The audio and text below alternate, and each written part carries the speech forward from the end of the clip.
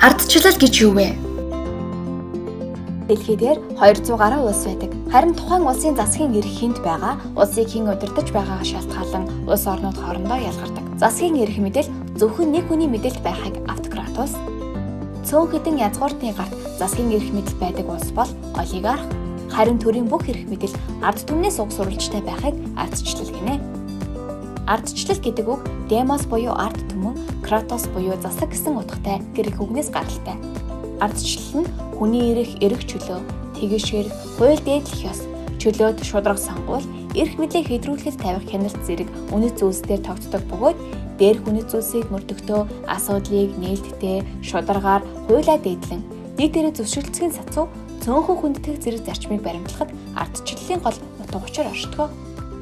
Ардчлал бол ард түмнээс байгуулсан, ард түмний төлөө, ард түмний өөрсдийнх нь засаглал юм а. Абрахам Линкольн.